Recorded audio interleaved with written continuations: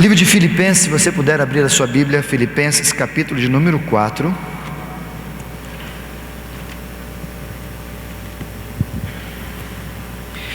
Filipenses capítulo de número 4 é um texto que talvez você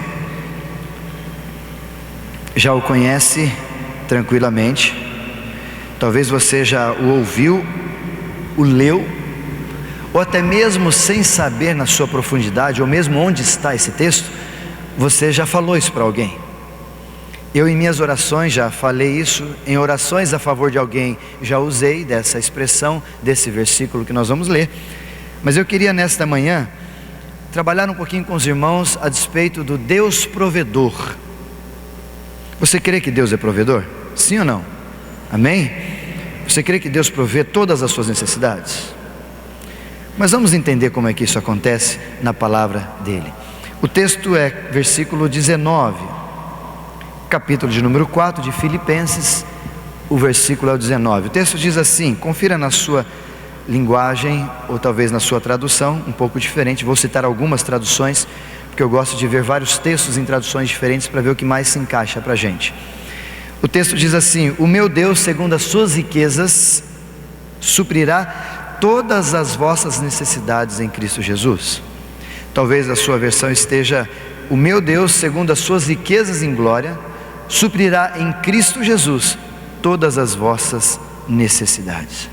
Numa outra versão que eu achei sensacional, ela diz assim: em recompensa a tudo isso, o meu Deus há de prover magnificamente todas as vossas necessidades, segundo a glória em Cristo Jesus. Essa palavra, quando ele encaixa em recompensa, faz todo sentido para a gente entender onde esse texto se encaixa. E essa semana eu ouvi uma pessoa dizendo assim, sobre provisão. Ela disse para mim, Guto, que hoje prosperidade é você chegar no final do mês e pagar todas as suas dívidas. Isso é prosperidade. Na crise que nós estamos vivendo, prosperidade é você pagar tudo. Não é você ter abundância, é você chegar no final do mês e ufa, não faltou. Nós estamos vivendo num tempo de crise política, crise financeira, crise no futebol. E todos nós, talvez por estarmos vivendo no meio desta crise, de alguma forma nós somos assolados por essa crise, de alguma forma. E aí nós começamos a perguntar e olhamos para esse texto acima, que eu já disse para algumas pessoas, inclusive eu já pedi para a pessoa fazer o seguinte, olhar para a pessoa e falar o seguinte, fala: querido, diga assim: o meu Deus, ou o seu Deus, suprirá todas as suas necessidades. Ou seja, eu contextualizava aquele texto para as pessoas, para que aquelas pessoas pudessem entender que Deus ia suprir as suas necessidades. E como eu disse no início, fazia isso em oração, fazia isso em palavra, fazia isso em admoestação, e fazia isso também para alegrar o coração das pessoas. E isso é verdade, é gostoso a gente ouvir que Deus vai suprir todas as nossas necessidades, isso é muito bom. E é interessante porque em todo o texto, toda a palavra de Deus, no livro de Salmo, por exemplo, alguns textos, Salmo 23, versículo 1, o Senhor é meu pastor e nada me faltará. Deus está dizendo que Ele vai prover tudo, não vai faltar nada para mim nem para você. O versículo número 10 do Salmo 34 também tem um texto lindo: os filhos dos leões, ou os leõezinhos, talvez na sua versão, necessitam e sofrem fome, mas aqueles que buscam o Senhor, nada lhes falta. Ou seja, até os animais podem passar, os leõezinhos, por causa da mãe, sustento, mas nós nada teremos em falta. Versículo 25 do Salmo 37, também tem um texto sensacional que eu gosto, quando ele diz assim: eu fui moço, agora já sou velho, mas nunca vi desamparado justo, nem a sua semente a mendigar o pão. Ou seja, Deus sempre supriu, eu nunca vi Deus deixar alguém passar necessidade. É isso que o salmista está dizendo. E Deus de fato é um Deus de provisão. Quando nós ouvimos algumas expressões do nosso Deus, Jeová Nissi, Jeová Rafá, Jeová Jiré, é Deus provedor. E você crê que Deus é um provedor? Sim ou não? Sim, amém? Eu creio que Deus é provedor, eu prego isso, eu vivo isso, eu gosto disso. Só que o problema é que nós, em virtude do que nós estamos vivendo no tempo de hoje, a gente não fala muito de Deus ser provedor. A gente tem medo às vezes de cair no lado da prosperidade exagerada e antibíblica, que nós ouvimos muito hoje nas igrejas, e nós não falamos que Deus continua sendo um provedor. Nós não continuamos entendendo que Deus é Jeová Jiré, que é o Deus que vai prover todas as nossas necessidades. Mas mais do que Deus prover as nossas necessidades, eu queria que você voltasse ao texto para a gente entender o contexto desse versículo 19. Volta para a sua Bíblia em Filipenses capítulo 4. O texto que nós vamos ler, ele faz parte de um contexto maior que Paulo estava falando à igreja de Filipos. E ao falar a essa igreja, ele estava compartilhando de algumas coisas muito interessantes. Acompanhe na sua Bíblia, por favor, que nós vamos entender como se encaixa o versículo 19. E talvez eu e você, como eu já mudei, nós não vamos mais falar para as pessoas só o versículo 19. Nós vamos entender o contexto do versículo 19. A partir do versículo 10, Paulo está dizendo que ele recebeu uma oferta. Ele diz: alegrei-me sobremaneira no Senhor, porque agora uma vez mais, ou seja, vocês de novo renovaste a meu favor o cuidado que sempre têm comigo. Paulo estava alegre dizendo para aquela igreja, aos filipenses, dizendo: queridos, vocês sempre fazem coisas boas, se alegram, sempre se associam a mim, numa expressão talvez da sua linguagem. E no versículo 10 ele fica feliz por receber aquela oferta que não era a primeira, nem a segunda, ele não diz quantas, mas eram várias vezes que ele já tinha sido assistido por aquela igreja. No versículo 11 ele diz: eu digo isso não por causa da pobreza, porque eu aprendi a viver contente em toda e qualquer situação. Ou seja, Paulo diz aqui: gente, não é por causa do dinheiro, por causa da ausência dele. Deixa eu dizer para vocês por que eu estou feliz.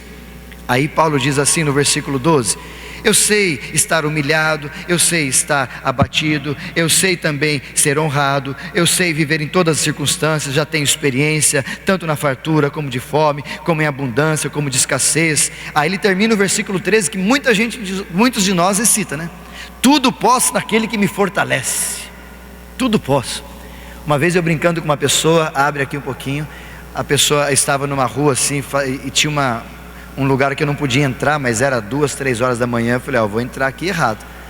Aí ela falou assim: mas você não pode. Eu falei: não, eu posso sim, a Bíblia diz: tudo posso naquele que me fortalece. Meus irmãos, isso a gente chama de exegegue.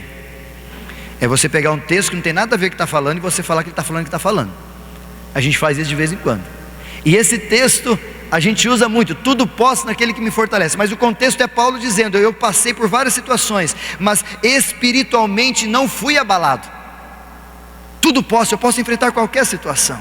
E aí ele continua, ainda não acabamos, no versículo 14, quando ele continua dizendo: todavia, ou seja, mesmo assim, vocês se fizestes bem em associar-me na minha tribulação. Ou seja, em qualquer situação que eu enfrentei, vocês me ajudaram, vocês me abençoaram, vocês doaram o que tinham para me abençoar, para me ajudar, para suprir as minhas necessidades, apesar de eu saber e poder viver em qualquer delas. E aí chega no versículo 15, ele usa uma expressão que eu creio ser sensacional e faz a gente entender o versículo 19: sabei vós, os filipenses, que no início do evangelho, quando parti da Macedônia, nenhuma igreja se associou comigo no tocante ao quê? Confere na sua Bíblia, no tocante ao quê? Dar e receber. Isso é uma lei que Paulo começa a lidar com isso e falando isso para algumas, em especial para essa igreja, que é a lei do dar e receber. E Paulo não somente para isso, mas ele diz: se não unicamente vocês, muitos podiam me ajudar quando eu saí da Macedônia, mas quase ninguém, para dizer ninguém, apenas vocês entenderam dar e receber. E quando eles entenderam isso, fizeram isso mais de uma vez. O versículo 16 repete: porque até para Tessalônica mandaste não somente uma vez, mas 2, o bastante para as minhas necessidades. E aí o versículo 17 faz a gente entender uma coisa muito interessante. Não que eu procuro o donativo, o lucro, o dinheiro, não que eu procuro esse sustento. Olha o que ele diz: mas o que realmente me interessa é o fruto que aumente o vosso crédito. Isso me chamou muita atenção, esse versículo. O que Paulo está querendo dizer para nós, em outra versão talvez que a gente possa entender, é que ele está dizendo que ele não está estimulando aquelas pessoas a dar porque ele precisa do dinheiro, porque ele já falou: eu tudo posso naquele que me fortalece, não preciso. Mas ele está dizendo que ele não vai atrás do donativo, mas ele aguarda, ele recebe, ele é abençoado e ele fica feliz, porque isso aumenta o crédito daquele que dá. Isso aumenta o crédito daquele que está dando, no caso deles, a igreja. E isso faz a gente entender que a intenção beneficiária de quem está falando aqui, Paulo, não é dele em si, mas é da igreja que está se beneficiando ao dar, ao se associar a Paulo, ao ajudar a Paulo. E é esse contexto em si que a gente começa a compreender, e eu não estou fazendo aqui a apologia da prosperidade que nós ouvimos hoje nas igrejas, que você tem que dar para você receber, que você tem que plantar para você colher. Tudo isso que se fala é bíblico, mas não do jeito que a Bíblia está dizendo. O grande problema que nós temos, e nesse texto em especial, ele fala exatamente isso. Eu não procuro para mim, mas eu procuro para vocês entenderem o quão importante é vocês se associarem a alguém, no caso a mim. E aí depois no versículo 18, Paulo diz assim: recebi tudo e tenho em abundância, estou suprido, desde Epafrodito, que passou as mãos e que me veio à vossa parte como aroma suave, como sacrifício aceitável e aprazível a Deus. E aí ele diz no final: e o meu Deus, como recompensa, na versão mais original. Ou seja, vocês me ajudaram tanto, gente. Igreja, vocês me ajudaram tanto, vocês me abençoaram tanto, e como resultado disso, de vocês entenderem dar e receber, o meu Deus suprirá todas as vossas necessidades em Cristo Jesus. Ou seja, o capítulo 4 ensina a gente no versículo 19 que Deus vai suprir, vai. Mas antes da gente entender que Ele vai suprir, a gente precisa entender a lei espiritual, física, natural de dar e receber. E essa questão de dar e receber, primeiro a gente dá, depois recebe, é uma coisa muito simples. Jesus já falava sobre isso. Quando Jesus, ao reencontrar com os discípulos, especificamente com Tomé, lá no livro de João, no finalzinho, nos seus capítulos, Jesus volta para Tomé e Tomé toca em Jesus, e Jesus diz para ele assim: mais bem-aventurado aquele que crê e não aquele que vê. Então primeiro se crê, depois se vê. É a mesma substância, é o mesmo caminho. Primeiro a gente dá, depois a gente recebe. Abra sua Bíblia lá, por favor, em Lucas capítulo 6. Olha o que Jesus fala um pouquinho sobre isso. Lucas capítulo 6, versículo 38. Por favor, fique com a sua Bíblia, nós vamos ler alguns outros textos. Lucas capítulo 6, versículo 38. A palavra de Deus diz assim: dai e ser-vos-á dado, boa medida, recalcada, sacudida, transbordante, vos deitarão no vosso regaço, porque a mesma medida com que medides também vos medirão de novo. A gente gosta muito desse texto, né? Você vai receber recalcado, abundante, você vai receber medida sacudida, transbordante. Mas a gente se esquece que quando Jesus fala isso, antes de falar tudo isso, Ele está dizendo: primeiro a gente tem que fazer o quê? Dar. Primeiro a gente tem que dar, não na expectativa de receber, mas porque nós já recebemos, mas porque nós já fomos abençoados, mas porque Deus já tem suprido todas as nossas necessidades. E o grande problema hoje da teologia da prosperidade é que é o inverso: você dá para receber. Então eu só vou dar R$10 porque eu sei que Deus vai me dar 50, porque vai ser sacudida, transbordante, né? Então se eu dou 10, Ele vai dar mais do que 10, no mínimo 11. Então já é melhor do que poupança. Investir em Deus é melhor do que poupança. Eu dou 10, Ele me dá 50. Mas não é isso que o texto está dizendo.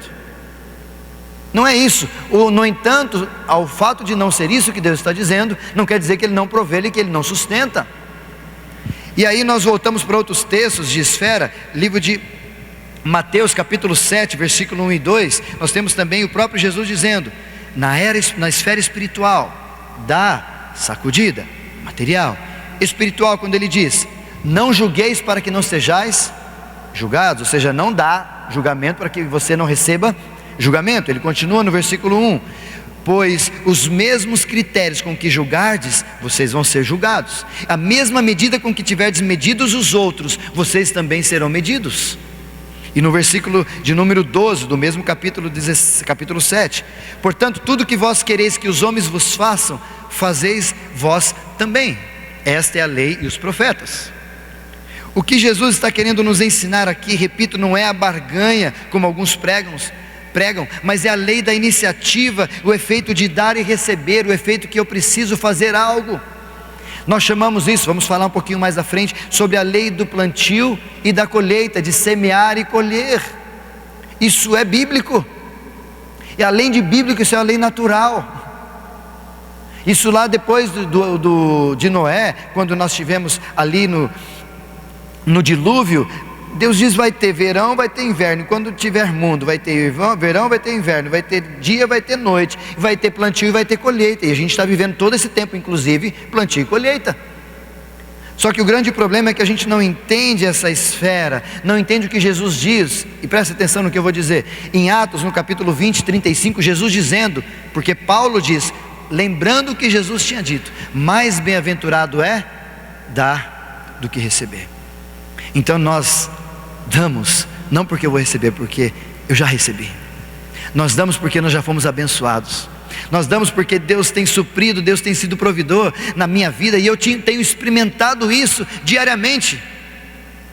Mas a grande dificuldade é que a gente não consegue entender esse processo, e eu queria te levar a esse processo num outro texto, lá de 1 Reis. Abra sua Bíblia lá, 1 Reis capítulo 17. Eu quero te levar a uma história, e aqui eu quero tirar alguns conceitos rapidamente, muito simples, para a gente entender e aprender como que é a caminhada da provisão. Até então entendemos: Deus provê. Jeová Jiré, Deus provedor, isso é verdade. Agora, por que na vida de alguns isso não acontece? Já se perguntou? Por que na vida ou em tempos essas coisas não acontecem? Já se perguntou por que em alguns lugares, em alguns momentos, as pessoas têm provisão, como a gente vê em relatos de Paulo, no livro de Atos, nas viagens missionárias, em outros, ou algumas pessoas testificando, testemunhando, mas por que na minha vida não acontece? Nunca se perguntou? Nunca parou para pensar por quê? Ou nunca trouxe uma indagação ao teu coração: Senhor, se Tu és o Deus provedor, por que eu não tenho? O que está acontecendo? Gosto de usar a expressão quando nós lembramos que no céu nós teremos ruas do quê? De ouro, né? Lá no céu até o ouro perdeu valor. Eu imagino Deus conversando com os anjos assim, brincando, né? Fazendo a analogia do Isaías. Deus conversando com os anjos perguntando: Senhor, o que nós fazemos com esse ouro? Ah, não tem valor. Não tem valor. Então o que faz? Ah, faz pisante aí. Faz rua o pessoal pisar aí, porque não tem valor. Porque o que eu tenho aqui em cima é muito mais valioso do que eles imaginam. E o que é mais valioso para nós aqui embaixo, no céu, é para ser pisado. Isso quer dizer que Deus tem coisas maravilhosas para nos abençoar, e Ele quer fazer isso. Mas por que às vezes não acontece? E aí eu quero te levar esse texto da mulher, a viúva de Serepta, do capítulo 17 de 1 Reis, para nós entendermos algumas coisas muito interessantes. Só para você entender o contexto, não vamos ler todo o texto. O contexto desse capítulo todo é quando o rei Acabe, com a sua esposa Jezabel, que era da época da cidade de Sidom, região de Sidom, ela casa com Acabe, e de repente eles tiveram um problema, uma discussão, uma desavença com o profeta Elias. E quando nessa desavença com o profeta Elias, eles começam a querer perseguir e a correr atrás, e vão atrás de Elias. E para fugir, Elias, preste atenção onde está o versículo de número 2, veio a palavra do Senhor dizendo: retira-te daqui, vai para o lado oriente, esconde junto à torrente do Querite. Olha o que acontece com Elias. Deus fala para Elias: você vai sair daqui, vai se esconder. Presta atenção na história, presta atenção. E você vai ali nas torrentes do Querite. E naquele lugar, o texto continua dizendo que Deus estava provendo, porque ele não tinha nada, eles tinham uma corrente de água, torrente de águas. Naquela época estava havendo seca, 3 anos e 6 meses de seca. Então você está perto de um laguinho, de uma água, é bênção, manancial, é ouro. E diz o texto que os corvos traziam de manhã e à noite, no finalzinho da tarde, pão e carne para Elias, para ele comer, provisão de Deus. Agora imagina um pássaro que come carne levar carne para alguém. Você acha que isso é possível? Já viu isso? É provisão de Deus, porque Deus manda nos passarinhos. Imagina um rio que estava provendo ali, e ele comia, o corvo trazia pão, trazia carne, ele ficou vários dias ali, alguns especialistas dizem que ficou meses ali, e água, e chega no final do versículo, ali no versículo de número 6, no versículo 7 melhor, passado vários dias, as torrentes secaram, acabou a água, tinha carne, tinha pão, mas não tinha mais água. Mas espera aí, Deus deixou para acabar a água? Querido, quando Deus deixou acabar a água, o que a gente entende? Acabou tudo, agora eu vou morrer. Normal, né? Uma palavrinha bem simples para você. Quando às vezes acaba a água, é porque Deus está com outro projeto para a sua vida, está querendo que você levante e vai. É isso que está dizendo o texto seguinte. Olha o que diz o versículo de número 8. Então veio a palavra do Senhor dizendo: dispõe-te, levanta-te e vai para Serepta.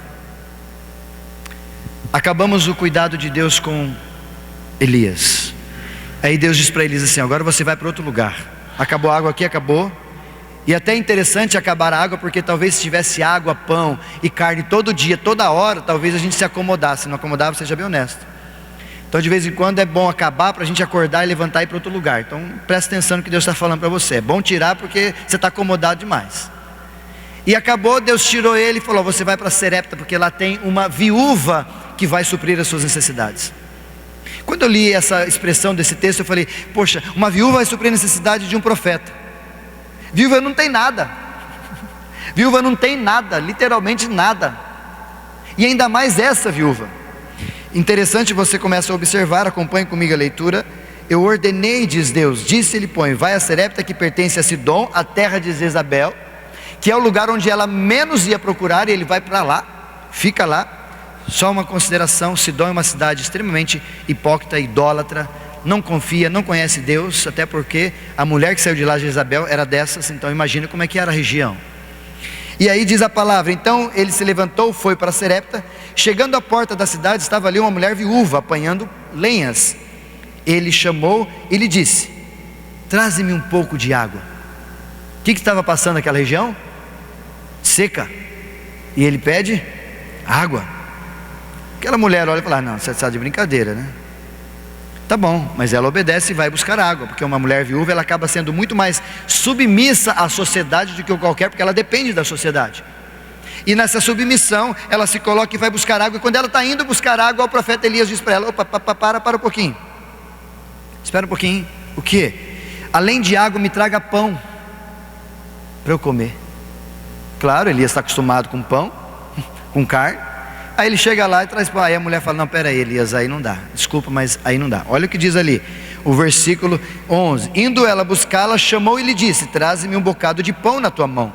Porém ela respondeu: tão certo como vive o teu Deus, o teu Senhor, eu nada tenho. Olha o que ela diz, presta atenção. Há somente um punhado de farinha numa panela e um pouco de azeite numa botija.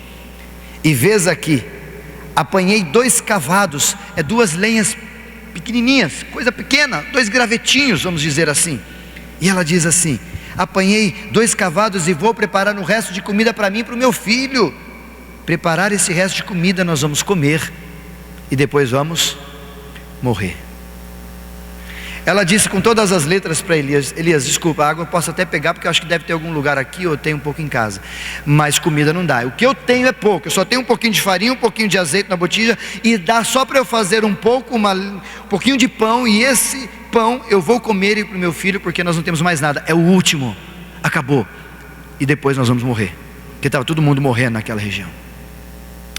Eu fico imaginando, queridos, que no começo do texto a gente fica imaginando assim: Deus vai suprir a necessidade de Elias com aquela mulher. Depois que eu li capítulo 4 de Lucas, quando Jesus falando sobre isso, eu entendi que Deus não estava suprindo a necessidade de Elias em si. Deus ia suprir a necessidade daquela mulher. Como consequência, suprir a necessidade de Elias também. Porque Deus provedor, Ele tem para dar para mim, para você, para quantas pessoas precisarem.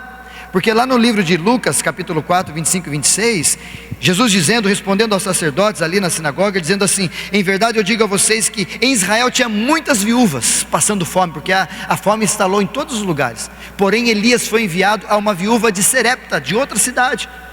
Ou seja, foi endereçado. Por isso que eu entendo que nesse texto, quando Elias foi falar, foi ser provedor, ele foi ser provido daquilo que ele precisava, ele também foi lá para ensinar aquela mulher o caminho da provisão. E para isso, querido, quando ele encontra aquela viúva, ele faz todo esse processo que nós colocamos, a gente aprende. Eu queria lhe dar 3 dicas para a gente aprender o caminho da provisão, rapidamente, para você entender. O primeiro, o caminho da provisão, ele só acontece, a provisão só acontece quando a gente faz Deus ser prioridade na nossa vida. Vou repetir, a provisão só acontece quando Deus é prioridade na nossa vida. Onde está isso no texto? Vamos lá, no versículo de número 13, quando Elias fala para aquela mulher fazer o pão, ela nega, ela fala: Senhor, não dá. Elias diz para ela no versículo 13, acompanhe na sua Bíblia quando diz assim, ele diz uma palavra de conforto para ela: não temas, fica tranquila. Ele diz: não temas, vai e faça o que eu te disse. E olha o que ele diz no restante do versículo: mas primeiro faze-o para quem? Para mim. Talvez as manchetes de hoje, se fosse Elias, alguém ouvisse isso, um ativista ia dizer: aproveitador de viúva, né? Profeta aproveita de viúva, mata a viúva de fome, comendo a comida dela. Seria isso uma manchete legal? O profeta simplesmente diz para ela: querida, você vai fazer tudo isso, mas antes de dar para o seu filho, você vai dar para quem? Para o homem de Deus, o profeta, que ela anteriormente tinha dito: tu és o Senhor, tu és filho de Deus, o seu Deus a quem você serve. E queridos, faltando comida, só um restinho, o profeta diz que é para entregar para ele. E aqui a gente entende, Jesus já nos ensinava isso, quando lá no livro de Mateus capítulo 6, versículo 25 até o 34, mais especificamente no versículo 33, em todo essa perícope ele trata sobre a solitude da vida, ansiedade, a gente ficar correndo atrás das coisas. Ele fala: vocês ficam correndo atrás de o que comer, o que beber, o que vestir, e vocês não conhecem que o Deus de vocês vai prover todas essas necessidades para vocês. E ele ainda faz comparação: conhecem os pássaros, eles não fazem nada e eu sustento todos eles, porque eu sei sustentar vocês, eu sou o Pai e o Pai é provedor. Mas ele diz no versículo 34: buscai pois, qual que é a nossa ação? Em primeiro lugar o reino de Deus e a sua justiça, ou seja, me faça ser prioridade, e todas as coisas serão acrescentadas. É esse princípio que Elias estava ensinando para aquela mulher: o meu Deus precisa ser prioridade na vida de vocês.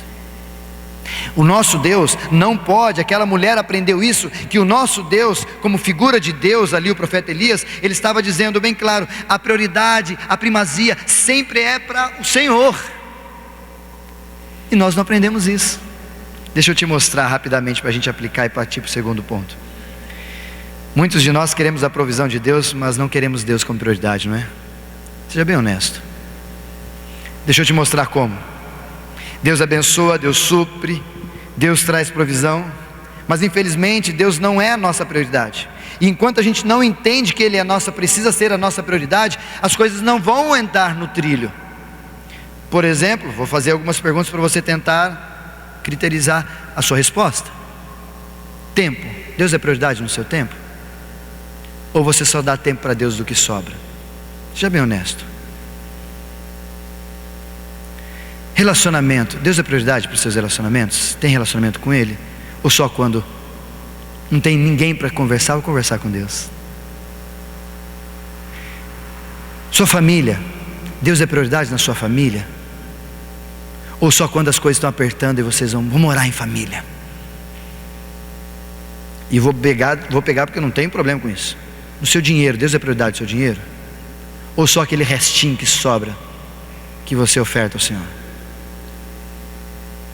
E aí você pode dizer: Isaías, mas o que você está querendo dizer? Eu não estou querendo dizer que Deus precisa. Deus não precisa nem do seu tempo, porque Ele tem o tempo nas mãos dEle.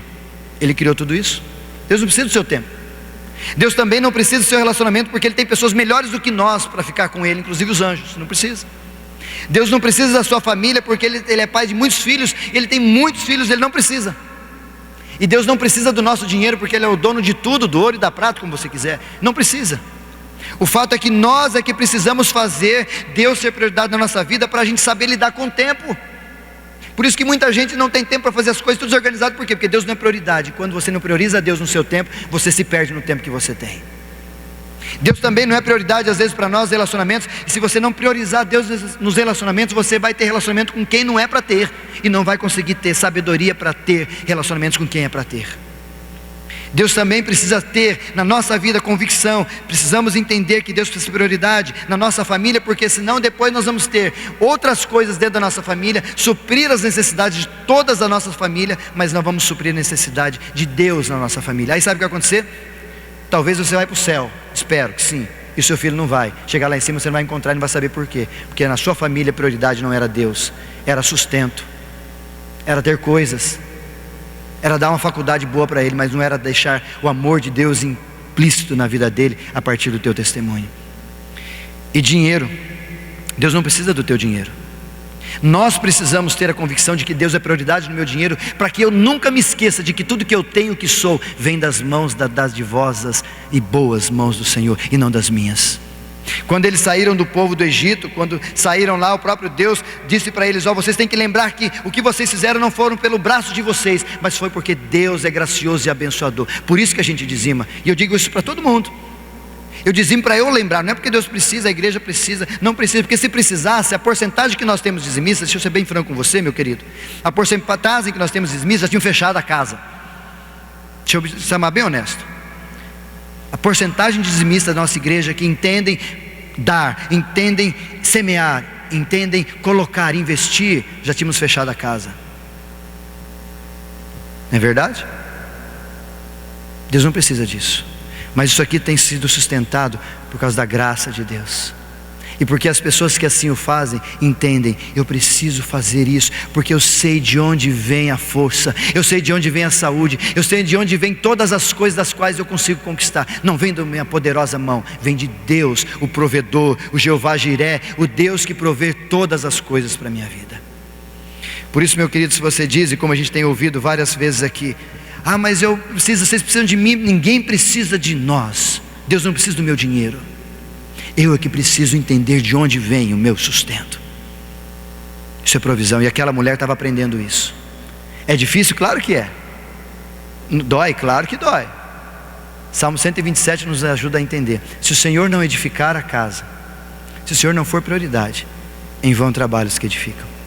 Se o Senhor não guardar a cidade, em vão vigia a sentinela. Você vai trabalhar, você vai fazer um monte de coisa e não vai conseguir. É como diz o profeta: você vai colocar num bolso e vai parecer um sectel furado. Por quê? Porque Deus não é prioridade na sua vida em muitas áreas, inclusive na financeira. Aquela mulher aprendeu e ela fez, e deu primeiro para o profeta, homem de Deus, figura de Deus. Mas a segunda provisão também só acontece quando nós comemos o pão e plantamos a semente. Porque tem gente que come semente e come pão de tão esfomeado que é. Já chuparam laranja e falaram: não, mas está tão gostoso que vou chupar até a semente da laranja. A gente faz isso. Faz isso na vida comum. Deixa eu te mostrar. O texto aqui que nós lemos, no versículo 12, aquela mulher, antes de Elias chegar, aquela mulher ia comer o final, o restante, o que acabava. Aí Elias vem ensinar: deixa eu te ensinar mais um princípio. O primeiro é a prioridade com Deus. O segundo princípio da provisão, viúva de Serepta, deixa eu te ensinar: você não come o que se planta, você não come o que semeia. Semente é para semear, pão é para comer. Lá em 2 Coríntios capítulo 9, lá exatamente no versículo 10, é muito claro essa expressão: pão é para comer e semente é para semear. E às vezes nós não entendemos, não compreendemos essa provisão de Deus, porque muitas vezes nós, igual aquela mulher, só tem aquele restinho, e esquecemos que nós não semamos nada. Aí nós vamos comer a semente, e aí vamos plantar nada, e não vamos colher nada. E aí eu quero te voltar e aplicar para você entender, livro de Provérbios capítulo 11, versículo 24, tem um texto muito lindo. Olha esse texto: ao que distribui, ou aquele que é generoso, se lhe é acrescentado, mas aquele que retém mais do que é justo, tudo isso lhe será em perda. Eu gosto dessa expressão quando o texto tem essa palavra, mais do que é justo. Ou seja, é justo guardar, claro que é justo. É justo você prevenir-se, é justo. Mas o texto está querendo dizer para nós: aquele que não distribui, ou aquele que distribui, que é generoso, sempre é acrescentado, dar e receber. Mas aquele que retém mais do que é justo, ou seja, aquele que come a semente ou guarda a semente e não planta, vai ser perda. Sabe o que acontece com semente guardada? O que acontece? Apodrece. E infelizmente, meus queridos irmãos, tem muita gente desejando a provisão de Deus, mas em vez de plantar, de semear, de dar para as pessoas, está segurando, achando que está fazendo bem, está fazendo mal. Isso vai ser perda para nós. E o mesmo versículo, ele diz para nós, no versículo 25: a alma generosa prosperará, e quem dá a beber será descedentado. Ou seja, eu dou de beber para quem está com sede, e quem vai acabar com a sede? Eu. A minha sede vai se acabar, a dele e a minha. Quem dar de beber a alguém vai ser descedentado, ou seja, sou eu que vou ser o abençoado. Por quê? Porque ele está pegando a porção que é para plantar, está plantando, e a porção que é para comer, está comendo. Por isso, meu querido, eu queria que você aprendesse uma coisa aqui para a gente partir para o final. Uma lição que a gente aprende aqui é: para obter a gente precisa dar, para a gente acumular a gente precisa espalhar. Por exemplo, me dá alguma coisa com a minha mão fechada, eu consigo pegar? Eu tenho que abrir, eu tenho que dar. Para ser feliz nós devemos fazer os outros felizes. Ao dar de beber aos outros nós somos os mesmos, nós mesmos descedentados. E aí eu volto ao livro de Lucas, Jesus falando: quando você dá, se vos há dado boa medida, recalcada, transbordante e sacudida. Por isso, queridos, isso não é barganha. Repito, isso não é barganha, isso é lei da semeadura, é lei da colheita. Nós temos que entender que tem coisa que não é para comer, tem coisa que é para semear. Está entendendo? Mas a terceira provisão que acontece, e o último que eu quero encerrar, a provisão só acontece quando a gente obedece. Sem obediência não há provisão. E muitos de nós às vezes quer a provisão de Deus, mas não quer obedecer a Deus, mas quer que Deus supra as necessidades. A mulher aqui no versículo de número 13, quando Elias diz para ela: não temas, vai e faça o que eu estou te mandando. No versículo 15, ela foi e fez segundo a palavra de Elias. O profeta se alimentou, ela se alimentou, e diz o texto que toda a sua casa se alimentou. Nem o filho só foi alimentado, mas a casa. E no contexto casa do povo aqui, não é só eu e meu filho, mas é todas as pessoas que a gente ama, que se aproximam da gente. Ela obedeceu, foi e fez, mesmo não entendendo nada. Porque você acha que ela fez feliz? Fez? Gente, eu vou fazer comida, a única que tem para mim e para o meu filho, e eu vou dar para o profeta. Mas o profeta disse: vai e faz, obedeça. Ela foi, fez, obedeceu, e não faltou. Isso aconteceu por causa da obediência. Ela alimentou até que chovesse, diz o texto. Da panela da farinha não se acabou, da botija de azeite não faltou, segundo a palavra do Senhor por intermédio do profeta Elias. Queridos, imagina você ter uma caixa de leite longa vida em casa, e você chegar de manhã e colocar, no outro dia chegar de manhã e colocar, mas outro dia de manhã colocar no copo, e não acabar leite. Isso é provisão de Deus. Você chegar lá e tem pão. É como os apóstolos, naquele texto que eu gosto demais, da multiplicação dos pães, eles abriam assim e multiplicavam. Como que multiplicavam? Como que é aquele processo? Isso é provisão de Deus, isso é cuidado de Deus com as pessoas. Mas aqui só aconteceu porque nós obedecemos. E se eu te contar, quantas vezes nós estamos em situação igual a essa mulher? Seja bem honesto, chega no final do mês e fala: gente, não vai dar. Eu já fiz muito isso. Chega no final do mês, é para tirar o dízimo, a oferta, não vai funcionar. Mas não vai mesmo. Ele não é para ser tirado no final, é para tirar no começo. É ato de fé, é obediência. Dias desses, aqui em Sorocaba, já há 2 acontecimentos, eu vou encerrar. Eu tinha conseguido separar um dinheirinho para comprar um negócio que eu queria. Gosto meu, a gente tem que fazer o gosto de vez em quando, né? É legal. E eu tinha separado R$300, guardadinho ali. Esposa não sabia porque eu tinha guardadinho ali, né? Aí um amigo meu me mandou uma mensagem em grupo assim, dizendo: estou precisando de uma ajuda para ir no velório e é longe. Aí Deus diz ao meu coração: sabe aquele 300? É para isso que você vai usar. Falei: Jesus, é para isso? É para isso. Falei: mas Senhor, era... semeia, abençoa. Catei aquele dinheiro, dei para a pessoa, depositei para a pessoa. Minha esposa viu que eu depositei, falou: de onde você tinha esse dinheiro? Falei: agora eu tenho que te contar. Era um dinheirinho que eu consegui guardar uns 2, 3 meses aí, para comprar o negocinho que eu queria. Falei: então, mas você queria, por que você deu?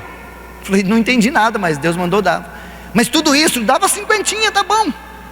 Falei: não, Deus mandou dar aquele valor, aquela quantia que eu tinha separado.